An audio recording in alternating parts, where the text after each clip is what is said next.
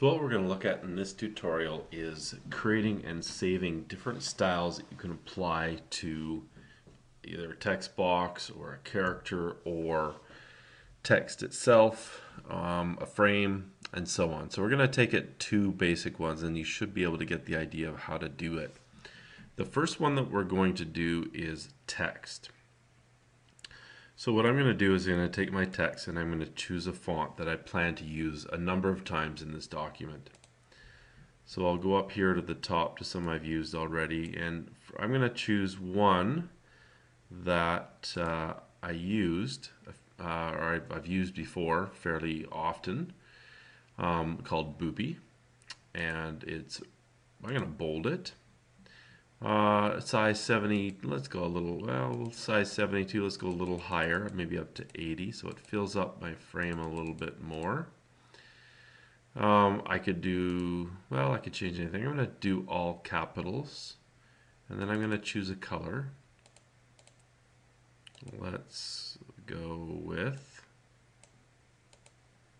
maybe a dark red. So I've created all these different settings here, and whatever I've done up here to create the type of font I want will be saved. So now what I do is I go over here to paragraph styles and I click on that window. If you don't have it, these palettes and more are all under this Windows menu, and styles are all here. So we have cell styles for table, character styles, object, paragraph, and table. So I just click on paragraph styles. If it's not over here, what will happen is it will appear over here in a window and very likely be open like this. And so what I can do then is drag and drop it over here to my palette well and place it where I want it to be so it's there all the time. So what I do is I go to paragraph styles, and this button right here allows me to create and save a paragraph style. So I click on that button, it automatically names it paragraph style 1, and for text what I normally do is I rename it. So I can click on it, double click on it, or single click on it so it highlights the text like that if I just want to change the name. And then what I'll do is I'll use the name of the text, usually the color, don't have to be exact, and then the size, just so I remember what it is that I did. If I double click on it, it should open up this window, and then I can name it here whatever I want. There's a few other general options you can use here as well. And then if you want to go in and change your settings on your font, if you don't particularly like it, you can edit them after you've done.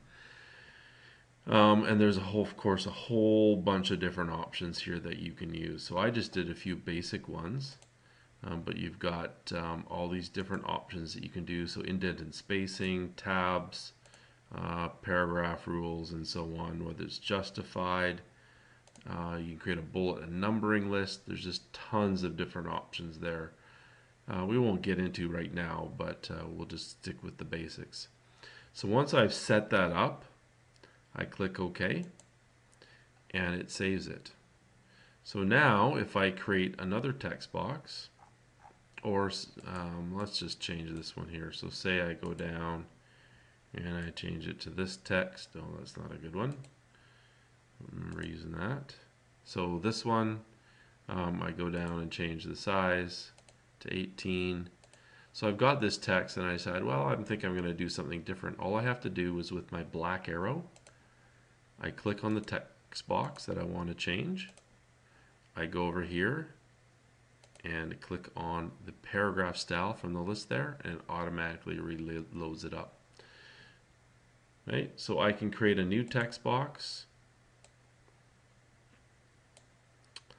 I can type in it. I can click on it with my black arrow. Go here, I see it just goes to the basic paragraph, the kind of the default.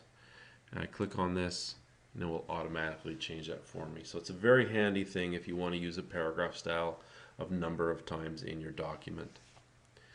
The second one is an object style, and it works pretty much the same. So if I go to my text box or my picture frame, whatever it is, I go up. Let's do this one because there's nothing in it. I can go up and I can set my color for my border, choose the size, choose a style. I can put in a background color, whatever it is that I want to do. And then what I can do is click on this button again. Gives me, oh, sorry, wrong one. Let's go to Object Styles. I click on the same button. It works exactly the same. It saves it. I can maybe rename it green and blue.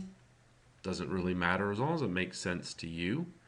And you can see I can go in and I can add more things into it as well. So for example, if I want to add in a bevel and emboss and a drop shadow, I can do that. Click OK, and then it's saved. Then what I do is I click on whatever text box it is or picture box, and I click on green and blue, and it will apply it to those as well. So whatever settings you want to put in, you can do before you create it, and then you can go in afterwards and edit and add things to it. And you can see there's tons of different style effects you can put in. So if you're doing paragraphs, you can talk about text wrapping options and so on and so on. So that's stored in the palette over here. You can see I've created a second one. It always is going to call it paragraph style 1, 2, 3, or 4, or object style 1, 2, 3, or 4, depending on what it is that I've done. If I create a second one, you can see it names it 2, until of course I rename it. Very handy feature that you have in InDesign.